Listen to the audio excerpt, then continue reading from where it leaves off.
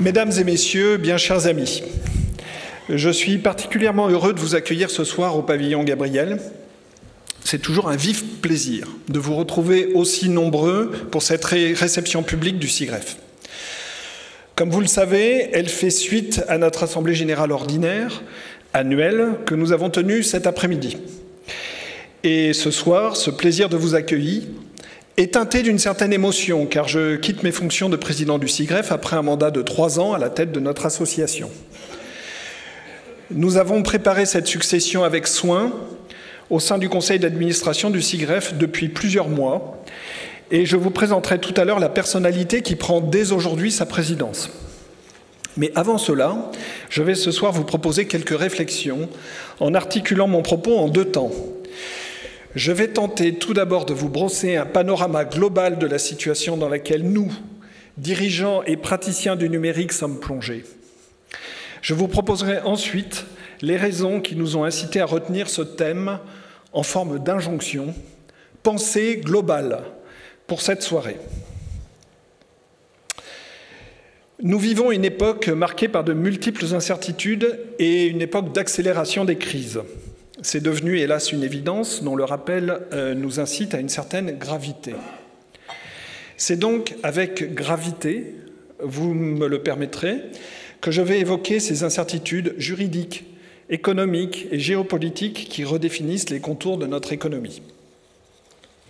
Aujourd'hui, l'un des enjeux majeurs auxquels sont confrontés notre continent, ses entreprises et ses administrations publiques, c'est celui des dépendances technologiques croissantes que l'Europe a laissé s'installer depuis une trentaine d'années.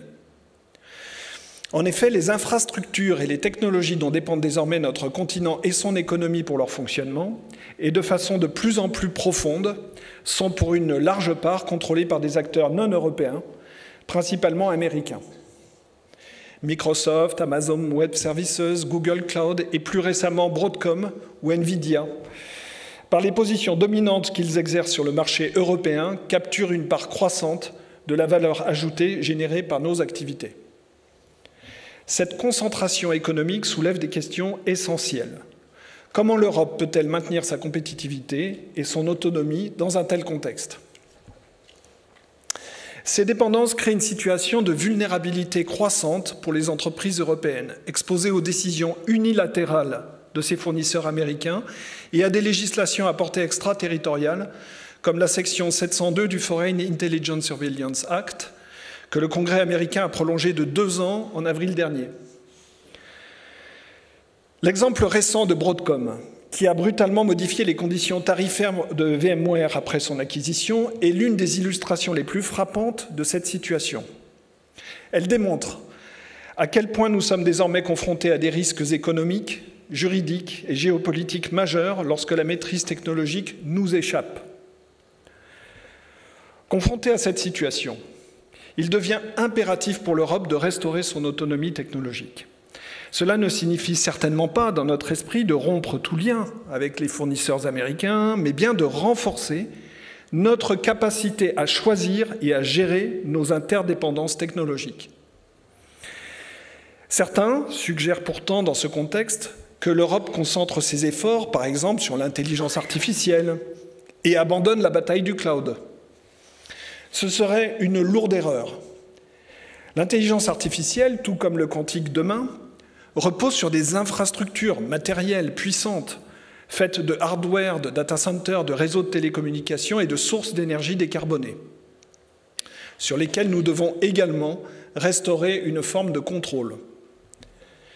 Cette reconquête de notre autonomie ne se fera pas, par ailleurs, en faisant l'économie d'une régulation beaucoup plus stricte, des pratiques anticoncurrentielles, des abus de position dominante et des comportements prédateurs de certains acteurs.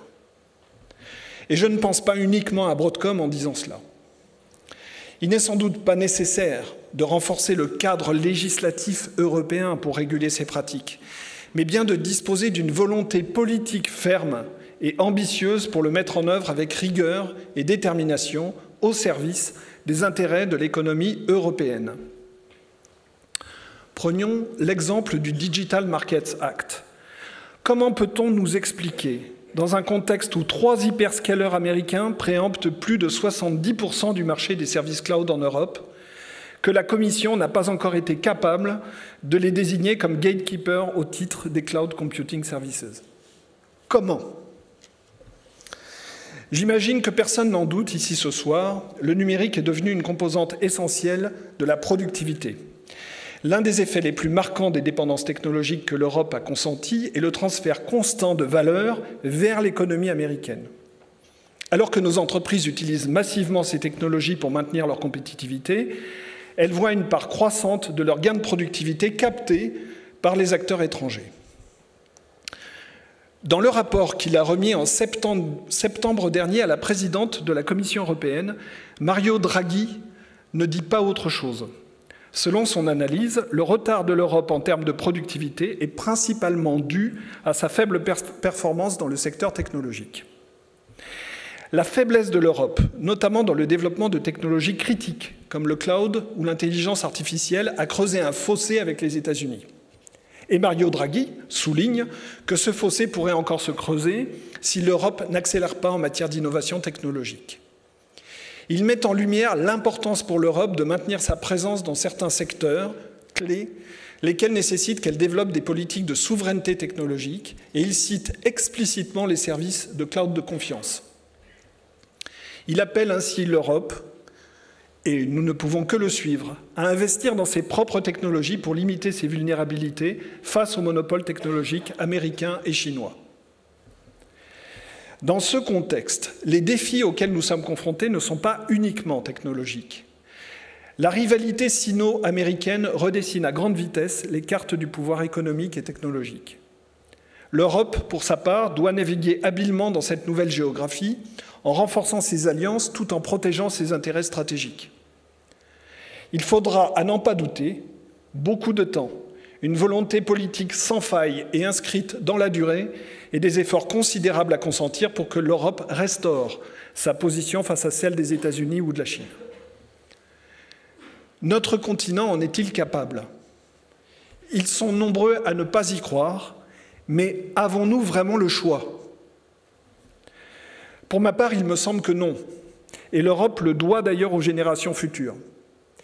Il nous appartient de prendre en main notre destin technologique pour que le numérique reste un vecteur de progrès et non une source de nouvelles vulnérabilités et de nouvelles suggestions.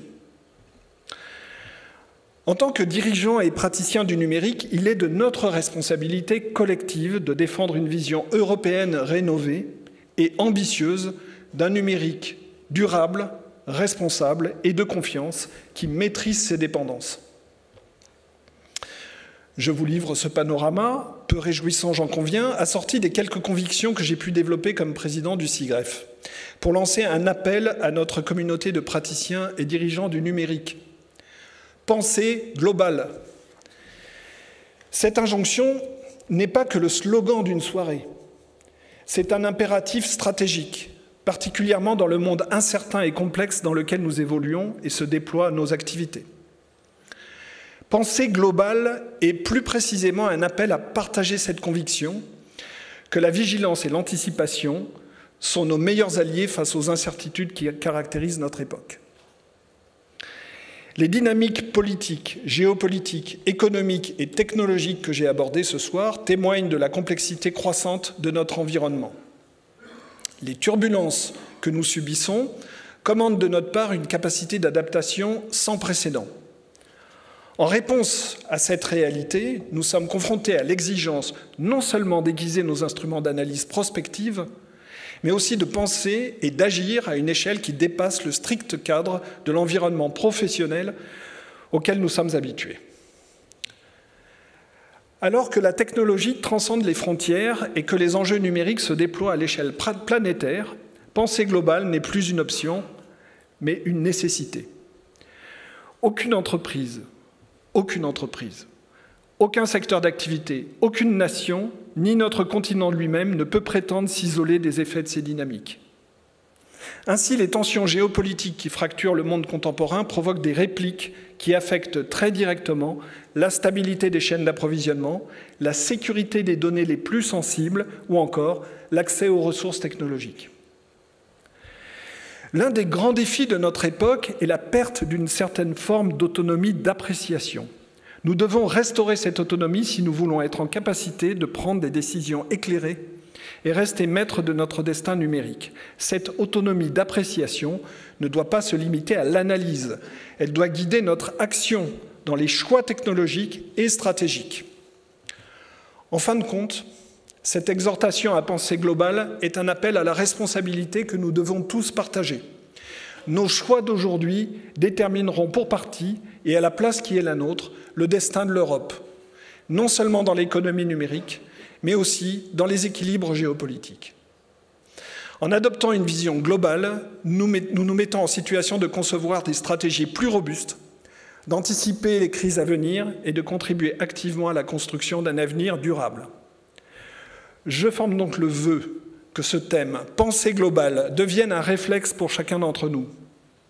Face aux incertitudes, l'action éclairée par le regard que nous portons sur le monde tel qu'il est, et non pas tel que nous voudrions qu'il soit, demeure notre meilleur allié.